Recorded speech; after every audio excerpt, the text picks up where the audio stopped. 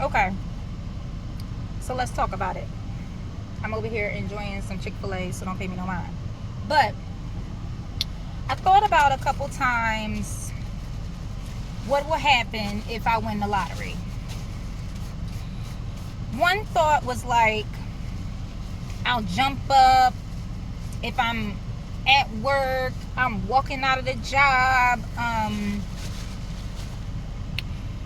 I'm just gonna go straight to the lottery office, not tell nobody, or grab my mom, whatever.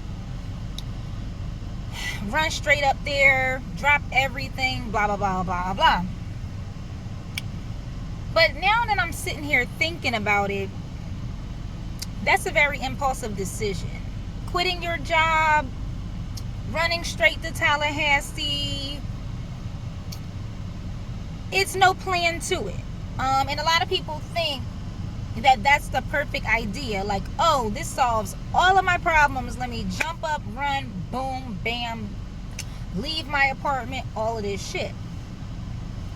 Now, we'll talk about safety later on, because technically, if you're going to leave your apartment or leave your home or wherever you're living, obviously people can find out where you live, people can try to rob you, different things like that. So safety, I'm not talking about safety as of now. I'm talking about just the impulse decision that this is everything I ever needed. I need to go get it right now, and that's it, the end. When making that choice, it's like, one, you don't know when this check is going to get paid out. You don't know the papers that you have to sign and how long the legalities have to take. So you just left your job that morning. When's your income for the next 2 weeks? The rent is coming up, the electric bill is still due, the gas bill is still due. Most people who jump, they don't have anything in their pocket, so they run like, oh, let me fill my pockets up. You need to make a plan. If you win the lottery, you need to have a solid plan. You can say, well, I'm going to start this business, I'm going to start this business, I'm going to start this business.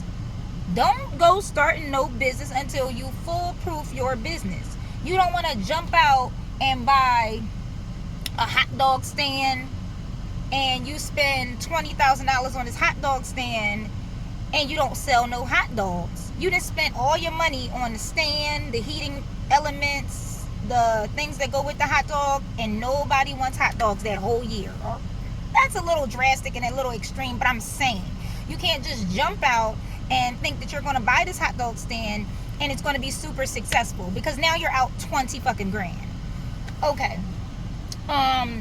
Another, for instance, is, oh, I'm going to take care of everybody.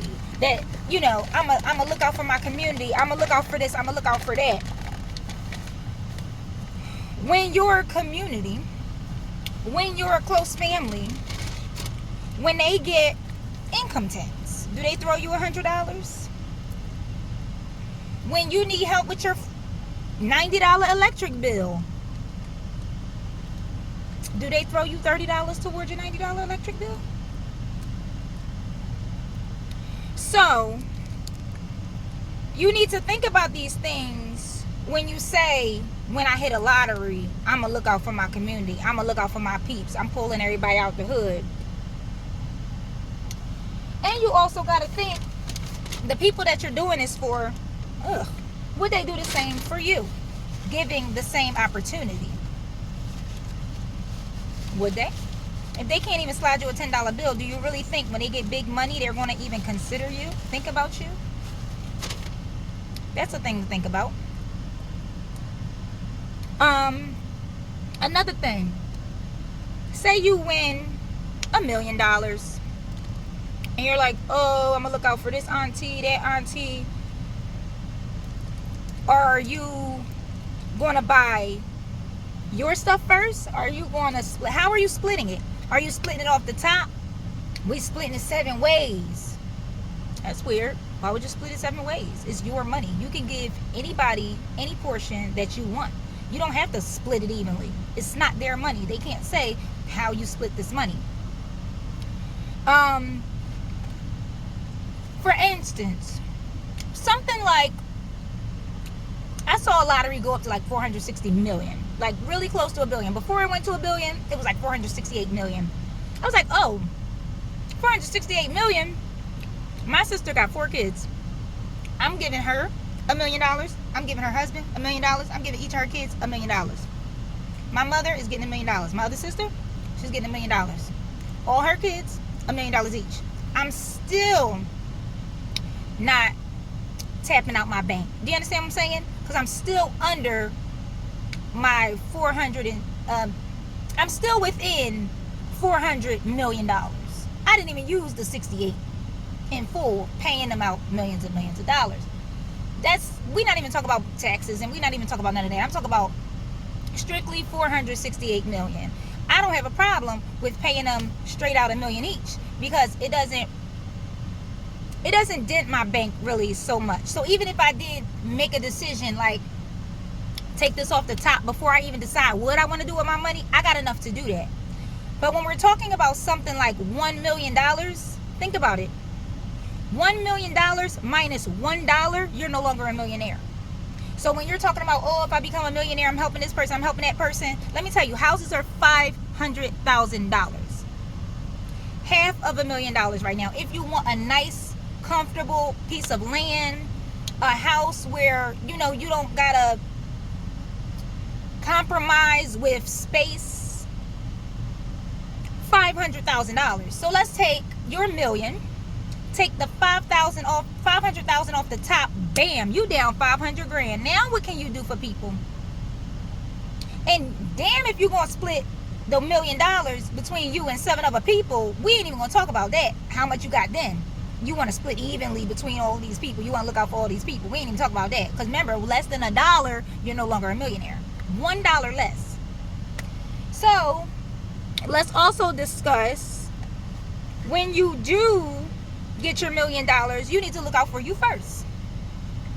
If right now you're struggling with household expenses, keeping a roof over your head, you don't own anything, get you a house. You sit here running from the repo man, get you a car. Don't get you a Bentley because everybody's driving Bentleys, because if a Bentley is a piece of shit, then you just got a $70,000 piece of shit.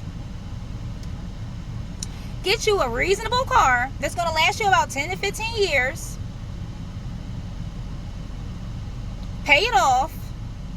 Okay, so now we got the house, $500,000, which probably you don't even have to go up that high, but I'm going to just say the house paid off, the car paid off.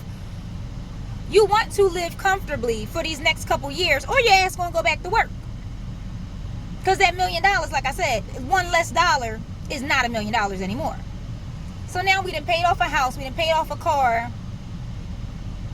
I'm gonna take the house price down a couple $100,000. So let's say the house was 3, and let's say the car was like 26, whatever. Let's say you got like 700 or less left. Let's say like 650,000 left. You gotta be able to live off that, or your ass is going back to work. So you need to think of a business that you can start with that 650 grand. This is before you even pay out anybody you wanted to look out for. This is before then. You down to 650. And we thinking, how I'm gonna live the rest of my life out with 650? What are you gonna do? You're gonna buy you a storage unit? You're gonna buy you a laundromat? You're gonna buy you, what are you gonna buy you with 650? Because once that 650 is gone, you want to party it all up, you want to buy bottles, you want to buy sections for $1,000. That money's gonna go real fucking fast, real quick. So you need to be smart with what you want to do with this money. Get you real secure for the next couple years of your life, or your ass is going back to work. And you better hope before you won the lottery and you left work that you build up a nice Social Security check, because you never know when you go back, you might gotta either start all over or build on that, and you might not really have shit in that Social Security benefit. So I said all that to say, if you ever won the lottery, think about you first. If you ever won the lottery, don't be impulsive. Run into the office until you figured out what you're actually going to do with that money. Then you also have an option for a lump sum or a payout, an annual payout. Take the lump sum, but if you feel that you could be impulsive, take the annual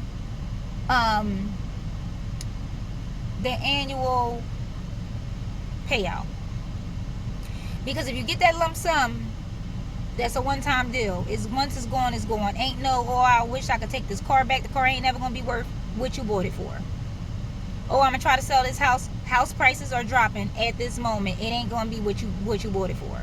So make real smart decisions when you decide to run up to that lottery office, and make real good decisions when you decide who you splitting it with, who looked out for you, or who you feel like you looking out for, or you taking a team with you. Think about that. Think about how you was just out in the streets. Think about how you was just living in your car. Think about how you was just scraping up, trying to get food in your fridge. Think about how this person had food in their fridge and they knew you ain't had food in your fridge and they ain't look out. Think about the person that had the food stamps, raving about how they got $1,000 in food stamps and didn't get you a $20 bag of chicken. Think about all of these things when you want to look out for people. Think about how your rent was due and people just want to sit up in your house knowing that the rent need to be paid. Their rent is paid, but they want to sit up in your shit. And they can't help you with a motherfucking dime. Think about that stuff. The lottery ain't nothing to play with. That money could be here today, going tomorrow. Think about it.